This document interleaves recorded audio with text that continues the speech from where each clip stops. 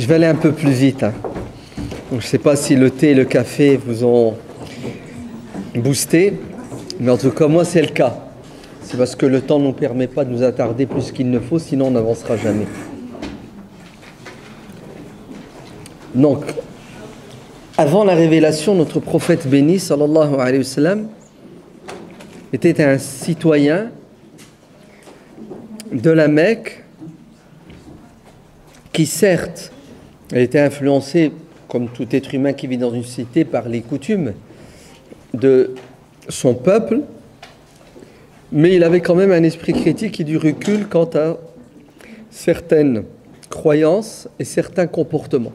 Le prophète n'a jamais bu de boisson enivrante, ni commis l'adultère.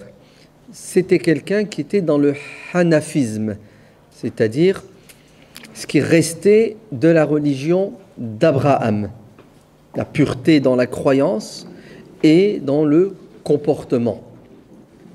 Comme je l'ai dit, il y avait certains Mécois qui étaient dans le hanafisme. Avant l'âge de 40 ans, il avait déjà commencé à prendre l'habitude de faire des retraites spirituelles dans les faubourgs de la Mecque, en haut d'une montagne, dans une grotte qui s'appelle la grotte de Hira. Il s'écartait, il s'éloignait. C'est humain, c'est naturel. On appelle ça la crise de la quarantaine, c'est ça? CMV, crise de la moitié de la vie. Mais c'est humain, je veux dire, celui qui vit dans une société qui a un esprit critique, automatiquement se recherche. Et il essaie de quoi? Lorsqu'il aime l'homme, de faire avancer les choses. Donc il se retire, il est dans la réflexion, il est dans la contemplation, il est dans une remise en question fondamentale de la société, de la religion, de ses pairs. Et à l'âge de 40 ans, durant un des 12 mois lunaires du calendrier musulman qui s'appelle le mois de Ramadan, c'est son nom, Ramadan, le prophète Mohammed sallallahu alayhi wa sallam est interpellé par l'archange Gabriel, Jibril, qui lui dit « Iqra », lis. Et il lui annonce qu'il a été choisi pour être le messager. Donc c'est un choc pour le prophète. Vous voyez une créature que vous n'avez pas l'habitude de voir, mais c'est surtout un choc parce que il est devenu l'élu, avec quoi une mission à accomplir. Il quitte la grotte, effrayé, et il se réfugie chez lui, auprès de son épouse, Khadija, qui le réconforte et qui lui dit « Ne t'inquiète pas, ce n'est pas un diable. Ça ne peut pas être un diable qui t'a interpellé, parce que tu es quelqu'un de bon et de juste. » Et elle va lui réciter ses qualités. Tu as toujours été aux côtés des opprimés, aux côtés de la veuve, de l'orphelin. Tu as toujours porté secours aux autres. Tu es quelqu'un de bon. Dieu ne peut pas t'abandonner. Et la révélation commence donc avec ce premier passage de la sourate Al-Alaq, dans laquelle Dieu lui dit et dit à tous ceux qui adhéreront à son message et à l'humanité qui doit adhérer à son message, Iqra bismi rabbika alladhi khalaq. Lis au nom de ton Seigneur. Lis. C'est-à-dire, l'être humain doit faire des efforts. Pourquoi? Pour comprendre le monde dans lequel il vit. Certains exégètes musulmans disent que le terme Iqra ne signifie pas récite et lis, car Dieu ne peut pas demander à son messager de lire puisqu'il ne savait pas lire, ni de réciter puisqu'il doit réciter quoi? Et même si l'ange lui avait proposé un livre, il ne pourrait pas le réciter puisqu'il ne savait pas lire. Ainsi, le terme Iqra signifierait, écoutez bien, Ya Muhammad, ça fait des mois et des années que tu es dans le doute quant à la religion de ton peuple. Et ça fait des mois et des années que tu recherches la vérité. Ton esprit est en effervescence. Tu te poses des questions et tu essaies d'apporter des réponses. Sache que maintenant, arrête de voyager dans le monde métaphysique à la recherche de la vérité. La voilà, la vérité. Elle est là, c'est moi Dieu qui te parle, tu m'as trouvé, va donner aux autres la chance et les moyens. Pourquoi ? Pour qu'ils me découvrent, qu'ils me rencontrent. Le prophète sort de la grotte et Dieu va lui révéler un verset qui va lui dire « Mets-toi debout et transmets le message ». Donc il n'est pas uniquement un prophète, il est un prophète inspiré, mais il est un messager qui doit transmettre, c'est-à-dire il doit guider les gens. Alors aujourd'hui on appelle ça du prosélytisme, c'est ça ? C'est bizarre, hein, quand un musulman parle de sa religion et essaie d'expliquer aux autres, c'est un prosélyte. Quand c'est un homme politique qui appelle les gens à adhérer à son parti, c'est quoi ? C'est de la politique. Bref, appelez-le comme vous voulez. En tout cas, c'est un devoir qui incombe à notre messager et de surcroît à tout musulman, c'est de parler de sa religion à qui veut bien l'entendre. Et le prophète va commencer avec ses proches. Car Dieu lui dit « Wa anzir ashirataka al-aqrabin » Commence par ta famille, commence par tes proches. Effectivement, il va commencer avec son clan, sa famille, et dès le début, c'est un refus catégorique. Il va être maltraité, malmené par les siens.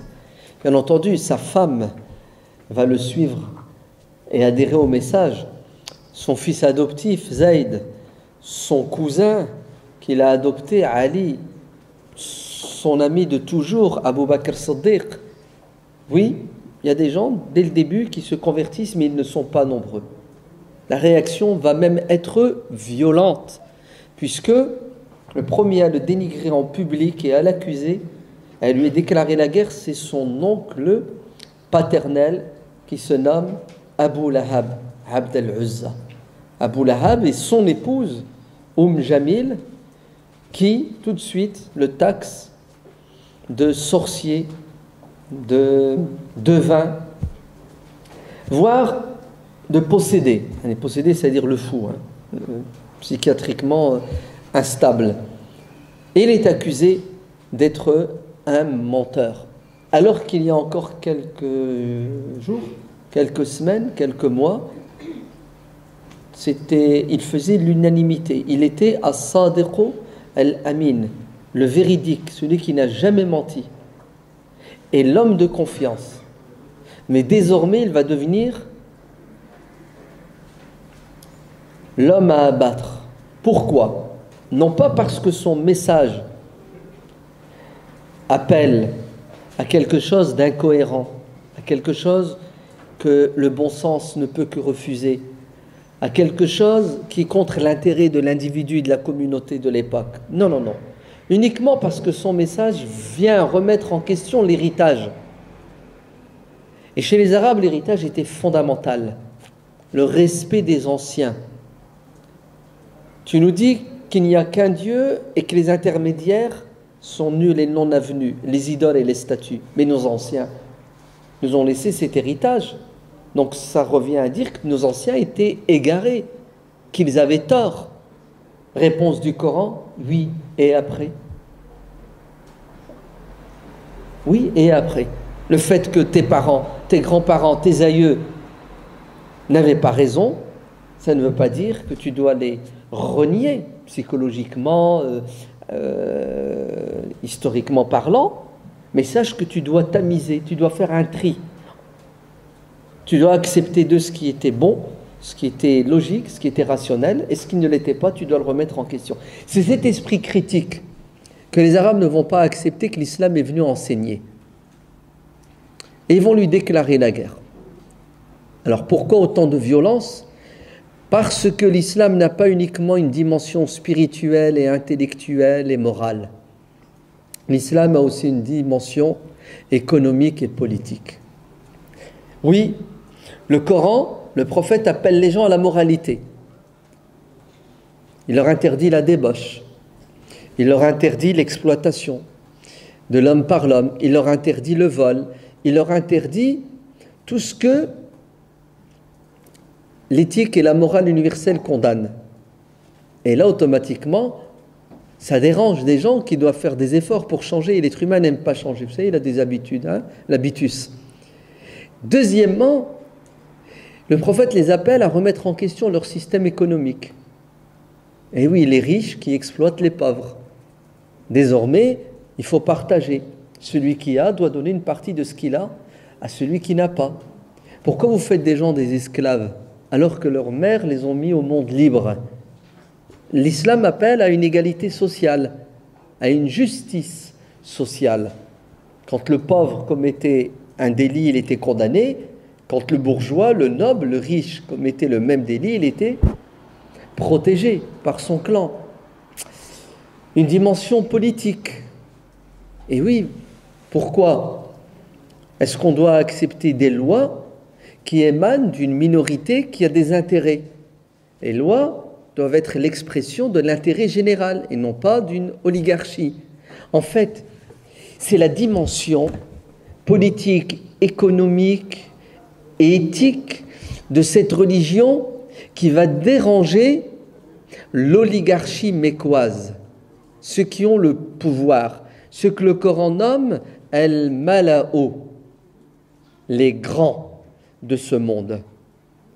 Et ils ont compris le message coranique. Ils savent très bien que la spiritualité, c'est une porte d'entrée pour atteindre les autres domaines de la vie de tout à chacun.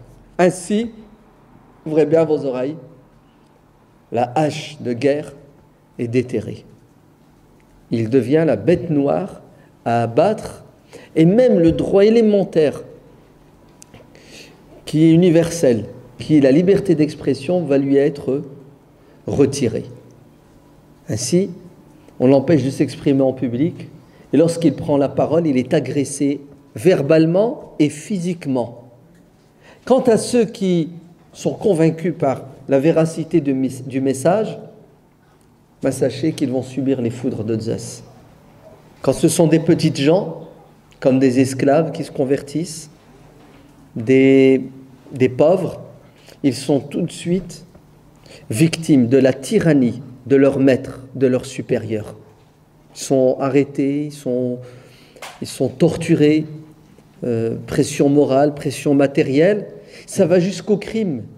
On commence à assassiner des gens parce qu'ils ont décidé de croire différemment de la majorité. C'est l'intolérance par excellence à la Mecque. Et le prophète, malgré cela, il continue à transmettre son message, un message de paix et de miséricorde.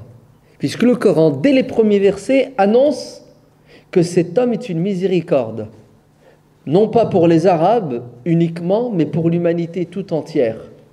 Et que cette religion a pour objectif de libérer les gens de la domination de l'homme par l'homme ou de l'homme par la matière pour les soumettre à Dieu, le miséricordieux qui leur veut du bien.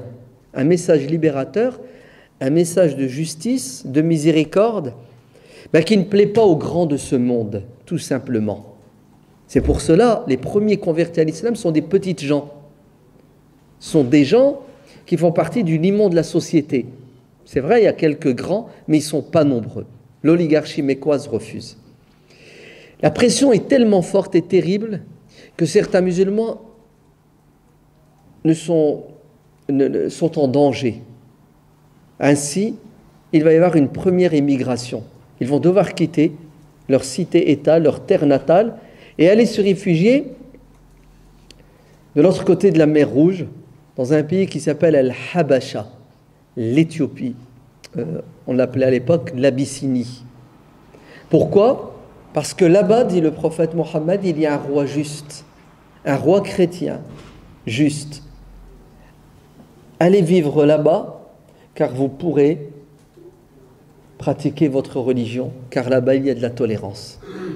Ainsi, le premier pays en dehors de l'Arabie qui va connaître l'islam et accueillir l'islam, c'est l'Abyssinie.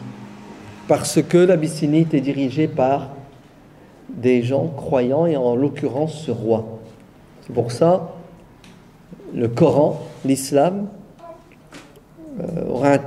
va traiter les gens du livre d'un traitement spécial, et surtout les chrétiens.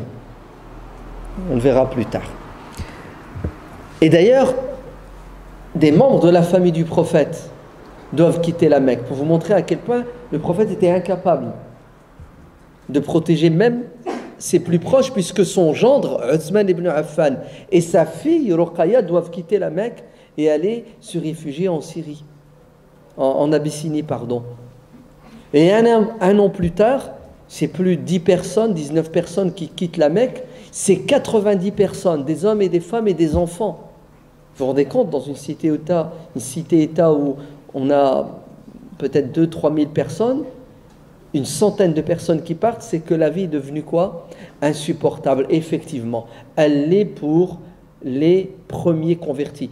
D'ailleurs, le travail de prédication du messager de Dieu est clandestin. Mais bien sûr, le prophète ne prêche pas en place publique. Il doit se cacher, c'est des contacts avec des individus, et même lorsqu'il doit se retrouver avec ses adeptes, ses étudiants, il doit le faire en catimini, personne ne doit être au courant parce que c'est une cellule terroriste, islamiste, intégriste, fondamentaliste, qui doit être démantelée vite et exterminée. Vous avez vu l'intolérance des polythéistes de la Mecque, de l'oligarchie mécoise? Elle est sans précédent.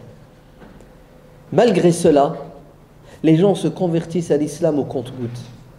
Et on commence à entendre parler de cet homme et de son message à l'extérieur de la Mecque dans d'autres tribus. Et en plus, les gens viennent faire le pèlerinage à la Mecque. C'est l'occasion en or pour le prophète de l'islam d'entrer en contact avec les pèlerins. Et il essaie toujours de quoi? D'exposer son message sans l'imposer. Et des individus vont se convertir. Et plus les gens se convertissent, plus la répression est terrible.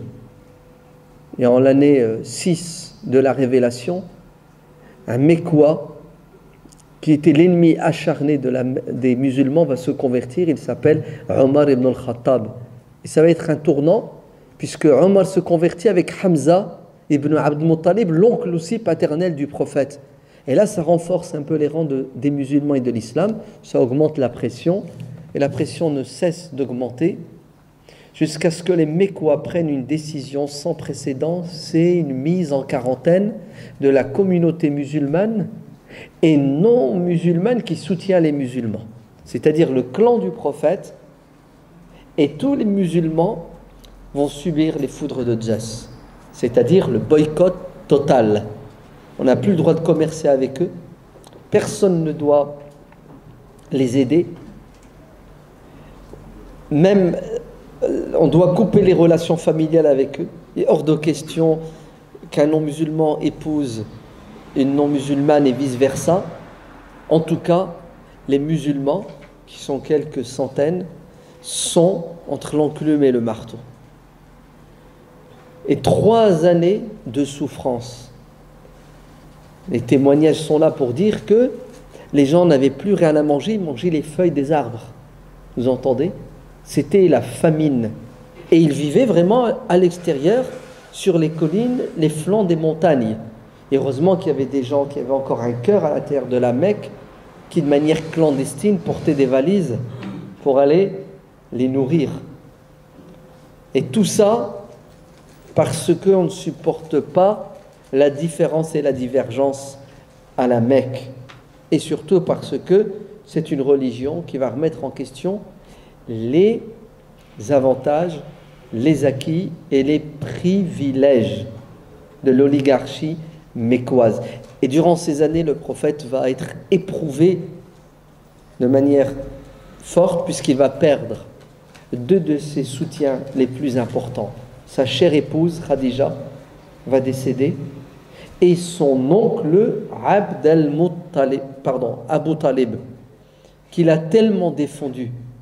Alors qu'Abu Talib n'a jamais souhaité se convertir à l'islam, mais c'était quelqu'un qui avait des principes, c'était quelqu'un qui avait du bon sens. Oui.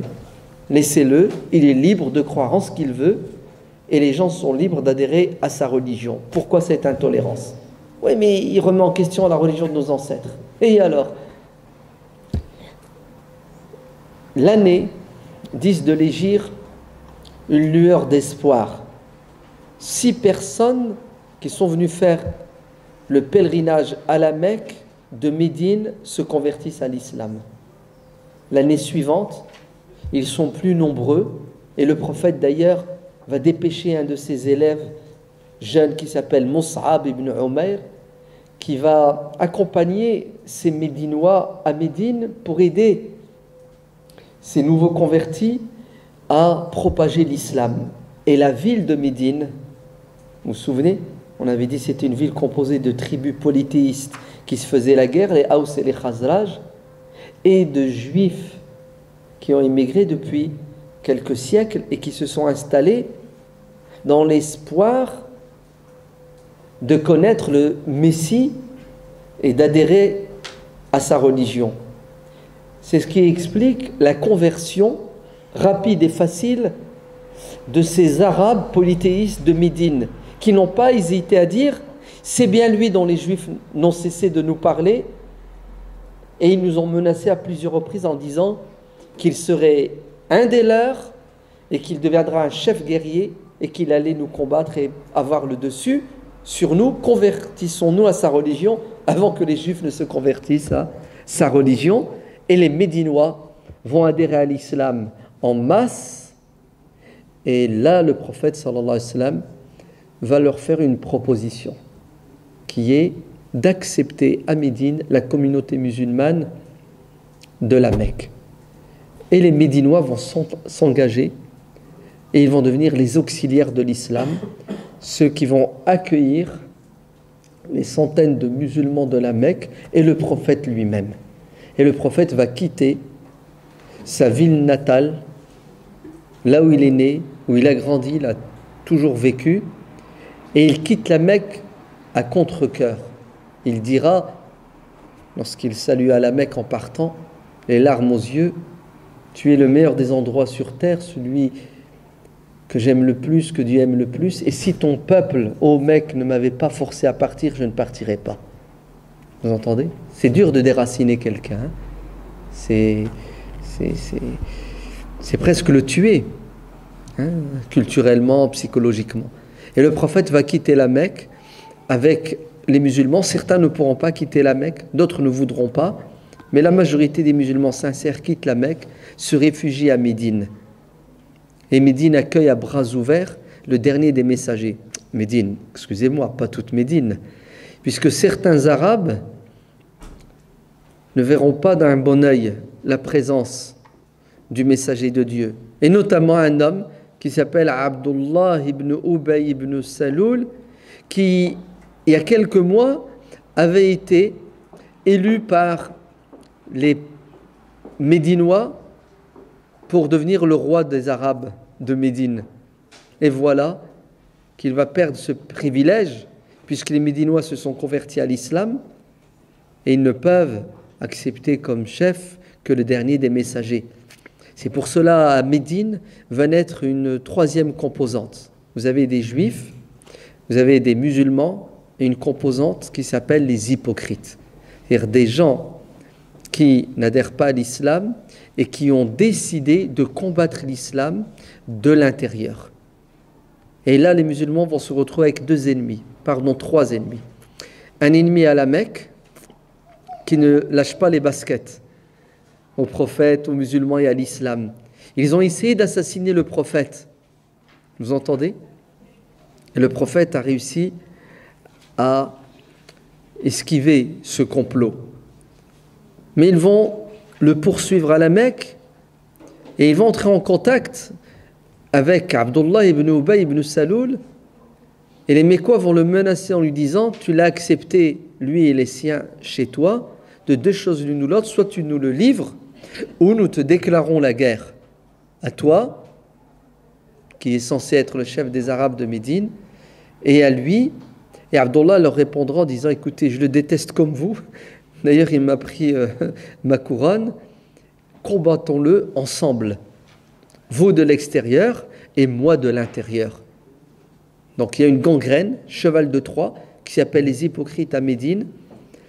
L'ennemi extérieur, les Qurayshites, qui savent que c'est une question de temps. Trop de gens adhèrent à cette religion. Plus on fait pression, plus les gens adhèrent à la religion. Donc il faut vite l'éliminer. Ils n'ont pas réussi, mais ils ont quand même un projet. C'est quoi? C'est d'aller l'assassiner là où il est. Et il va y avoir une troisième composante donc, qui va déclarer la guerre à l'islam, c'est la communauté juive de Médine. Alors que dès que le prophète est arrivé à Médine, vous savez ce qu'il va faire? Une constitution. Pour permettre aux différents citoyens de cette cité de vivre dans la fraternité citoyenne, dans le respect mutuel. Une constitution. Je vous renvoie donc au livre du professeur Hamidullah, le prophète de l'islam, sa vie et son œuvre. Vous verrez tout un chapitre sur la constitution de Médine. C'est vraiment des articles. Hein. Les juifs ont leur religion, les musulmans leur religion, les polythéistes leur religion. Voire même il y a des articles sur la gestion économique de Médine. Ouais. Les musulmans ont droit à leur souk, à leur marché, les juifs, etc. Il doit y avoir une entraide. Ouais. Si jamais Médine est attaquée par un ennemi extérieur, on doit tous se serrer les coudes pour défendre notre cité-État. Une constitution basée sur les principes fondamentaux du vivre ensemble. Malheureusement, la communauté juive de Médine, tout doucement, va entrer en conflit avec les musulmans, avec le prophète de l'islam, comme dit le Coran, pour des raisons de jalousie, mais aussi pour des intérêts économiques, politiques. On n'est pas là pour détailler. Quoi qu'il en soit, ouvrez bien vos oreilles. Si les 13 années que le prophète a passées à la Mecque en tant que messager qui prêche l'islam, avec la parole, avec son bon comportement, avec sa patience, si ces 13 années ont été 13 années de vaches maigres, puisque les convertis, c'est combien? C'est 100, 200, 300 personnes. Sachez qu'à partir de maintenant, c'est un tournant de la biographie de notre prophète. C'est la période médinoise durant laquelle le prophète va continuer à prêcher l'islam. Mais cette fois, il n'est plus uniquement un messager et un prophète, il est un chef d'État qui doit gérer une société avec ses composantes et qui doit faire face à un ennemi qui s'appelle la tribu des Quraysh, qui a des alliés, qui n'a pas enterré la hache de guerre. Pendant 13 ans, ils ont combattu l'islam, le prophète, et là ils continuent de manière encore beaucoup plus acharnée, puisqu'ils savent que l'islam est en train de gagner les cœurs et prendre de l'ampleur. Alors, certains vous diront que l'islam est une religion belliqueuse. Hein. Le prophète, c'est un prophète guerrier. Alors, ce sont soit des ignorants ignares qui n'ont pas lu la vie du prophète, ou soit des gens qui l'ont lu, mais qui ne sont pas honnêtes. Ouais. Le prophète n'a jamais cherché à faire la guerre. Il a subi la guerre. Vous entendez? Le prophète a toujours été dans la défensive, jamais dans l'offensive. Les versets du Coran sont là pour le dire. Et combattez ceux qui vous combattent et ne transgressez pas. C'est-à-dire, même lorsque vous allez combattre l'ennemi, vous devez le combattre selon des règles, selon une morale. Ne prenez les armes que contre ceux qui ont pris les armes contre vous. Ne vous attaquez pas aux enfants, ne vous attaquez pas aux femmes, ne vous attaquez pas aux religieux qui sont reclus dans les temples, les monastères, les synagogues. Des règles.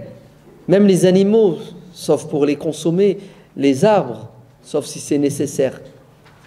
Ainsi, l'islam, le Coran, le prophète lui-même, qui est l'expression concrète, physique et pratique du Coran, n'a jamais été quelqu'un qui a cherché à verser du sang. Vous savez pourquoi? Parce qu'il est la miséricorde pour l'univers et son objectif, c'est de gagner les cœurs et non pas de soumettre les corps.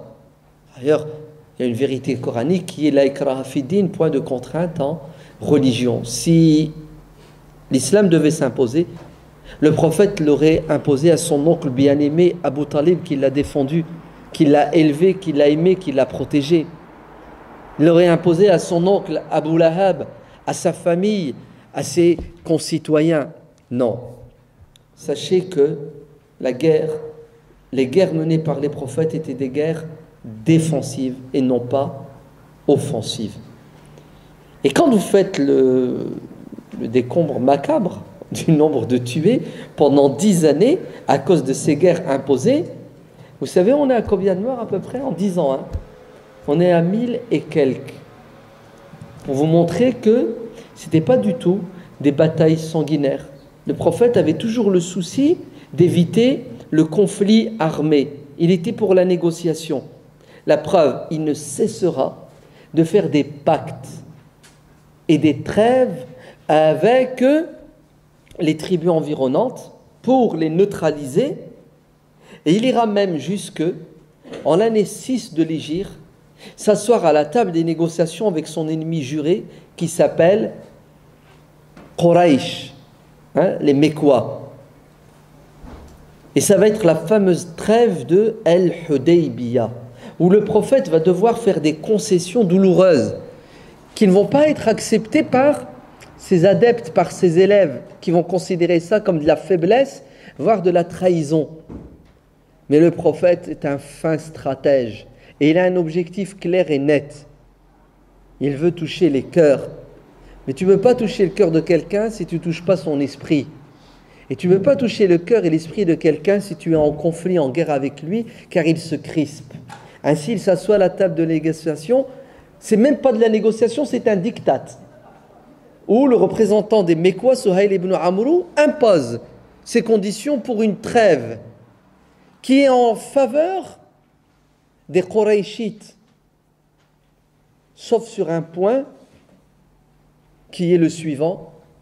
Pendant 10 ans, ça sera la paix entre vous et nous. Et c'est ça que recherchait le prophète.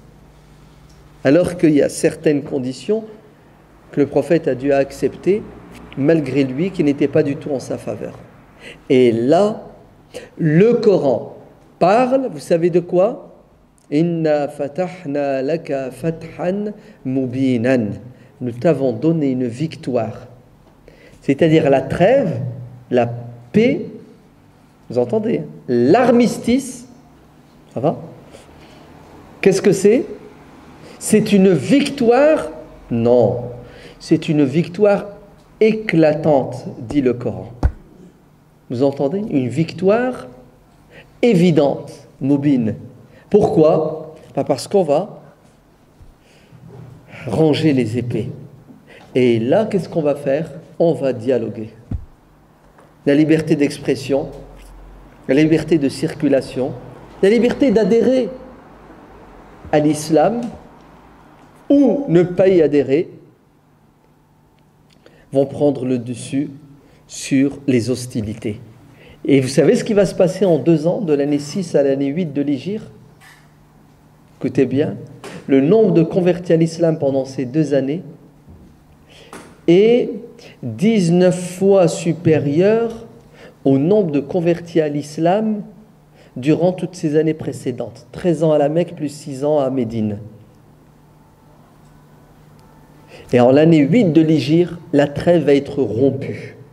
Non pas à cause du prophète de l'islam, qui a toujours été quelqu'un qui tient ses engagements. Il n'a jamais trahi. Mais à cause des alliés des Qurayshites, qui n'ont pas respecté la trêve. Et là, ils ont donné le bâton au prophète pour les rosser et leur donner une leçon. Vous n'êtes plus digne de porter l'étendard de la représentativité des Arabes en Arabie et vous n'êtes plus digne de gérer les lieux saints, la Kaaba, de gérer le pèlerinage.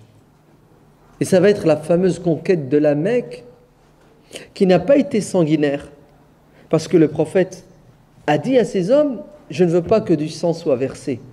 C'est une terre sainte et on n'est pas venu pour tuer, ôter la vie, mais pour apporter la vie.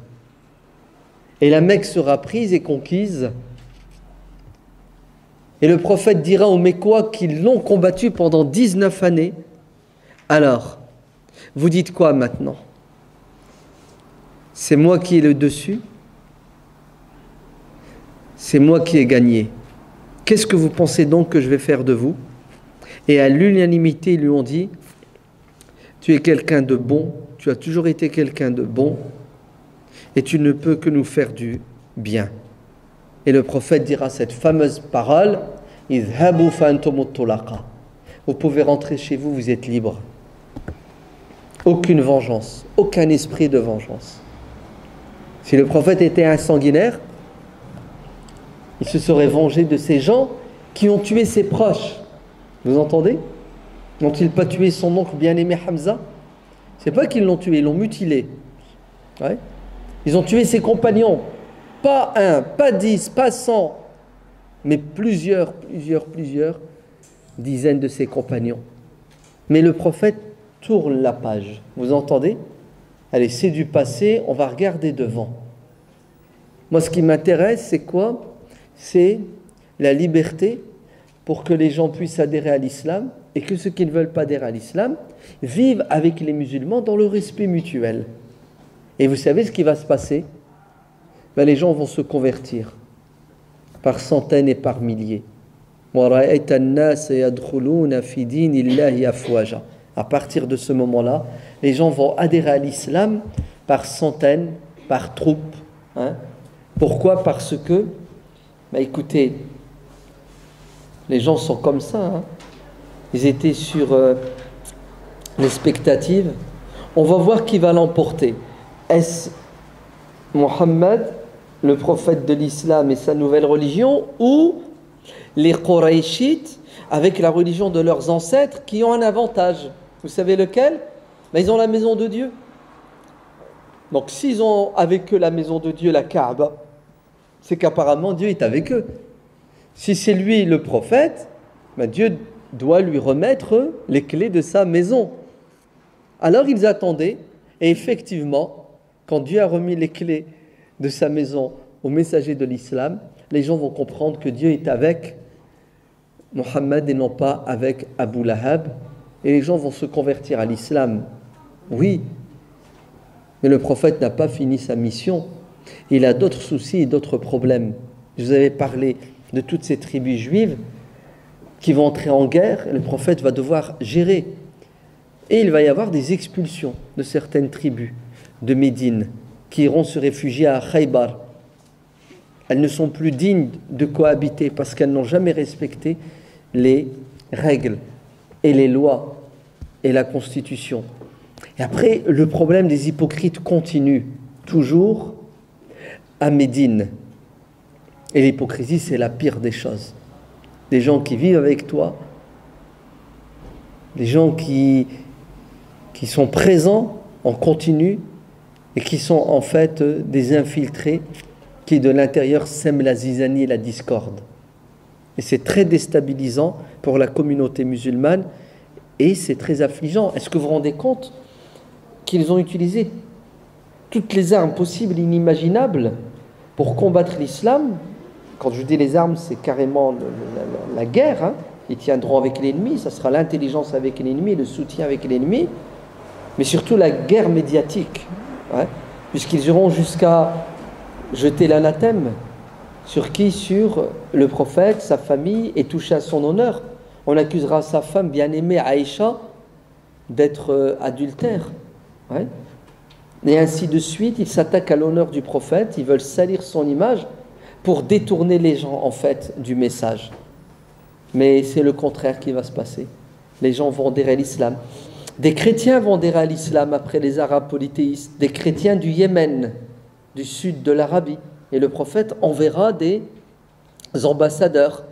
Et le prophète, après la prise de la Mecque, va élargir son champ d'action. Il va sortir des frontières de l'Arabie pour transmettre le message. Ainsi, il va envoyer des émissaires à l'empereur byzantin, à l'empereur perse, aux Égyptiens. Il ne laisse de grand de ce monde, si ce n'est qu'il l'ait invité à embrasser l'islam. Certains vont accepter, d'autres vont refuser.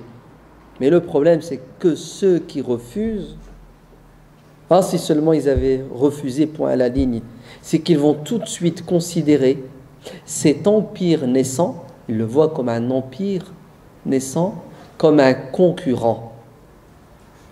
Et là, les hostilités vont commencer désormais avec qui? Avec les frontières du nord, et en particulier les Byzantins.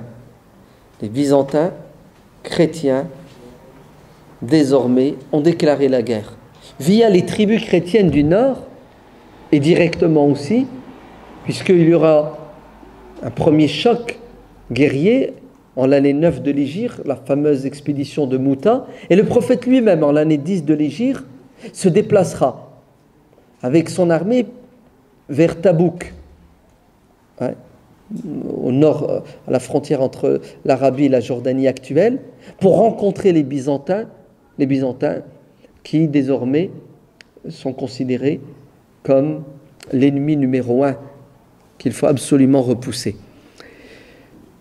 Fin de l'année 10 de l'Hégire, le prophète fait le pèlerinage, et c'est le seul qu'il aura accompli. Avant, il aura fait des petits pèlerinages. Et là, ça va être le fameux sermon d'adieu, où le prophète annonce à ses fidèles qu'il a accompli sa mission.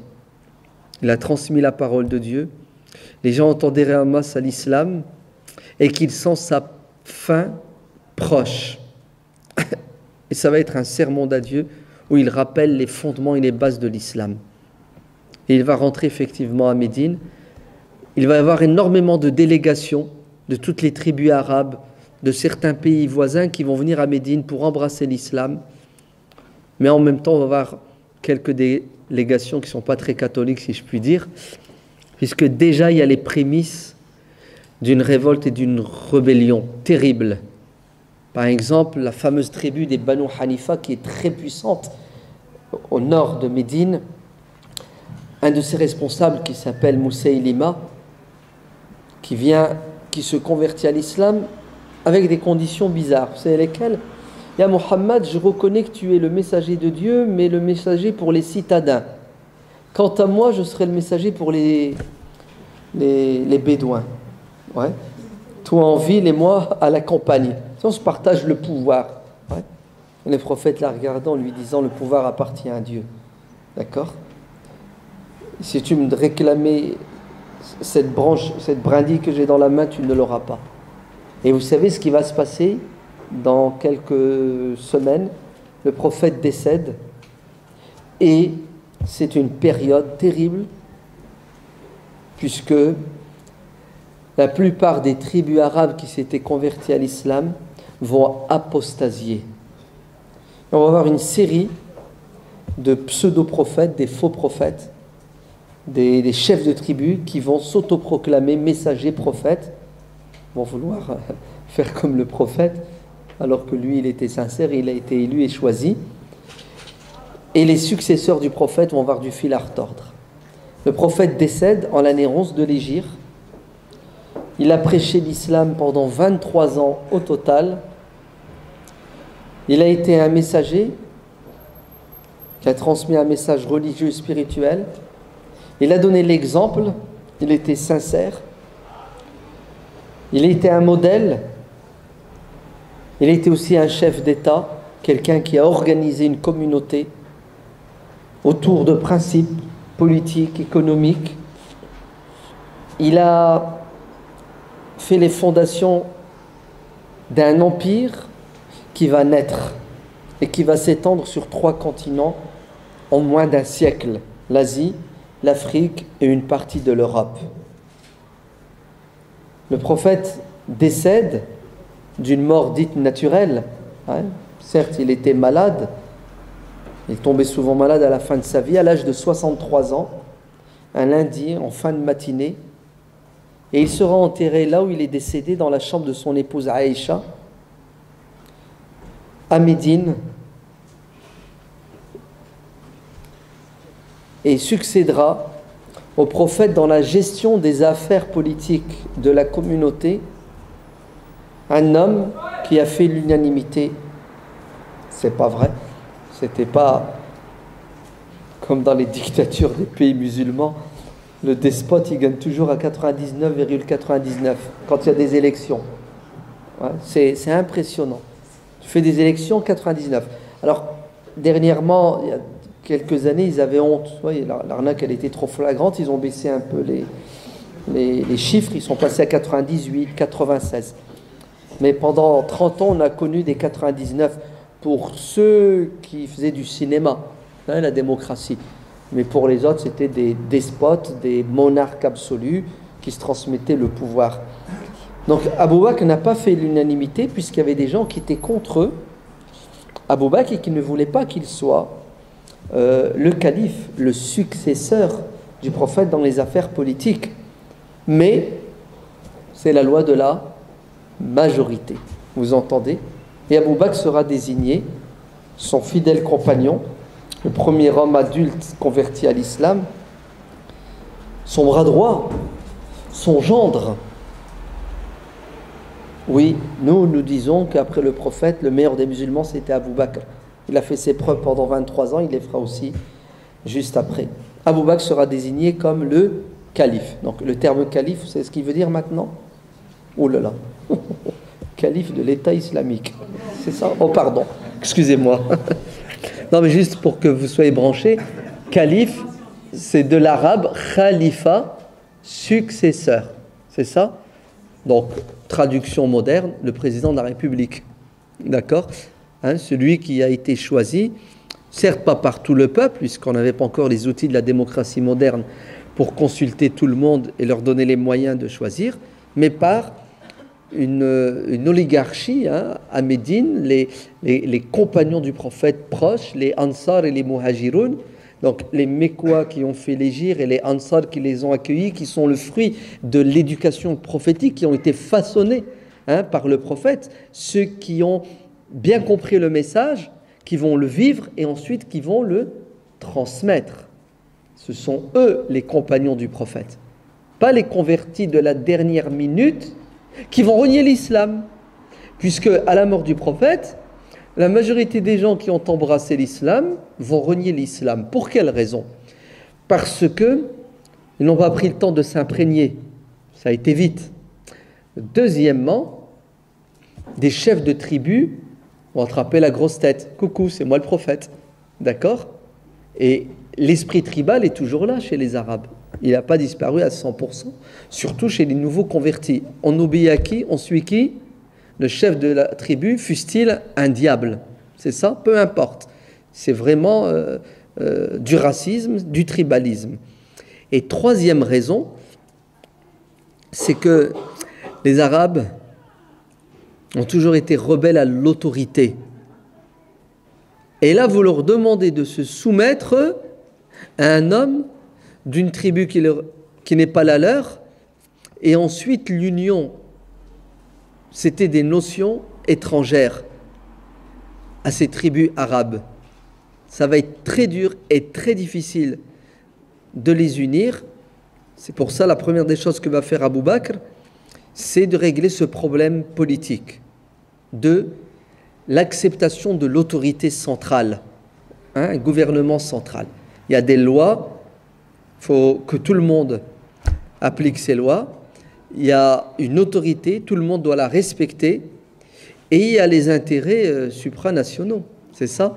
C'est-à-dire l'intérêt de l'islam qui passe avant tout par la cohésion d'une communauté autour des principes fondamentaux. Et ils vont avoir du fil à retordre. On verra ça la prochaine fois. La période des califes et de la première dynastie, les Omeyyades.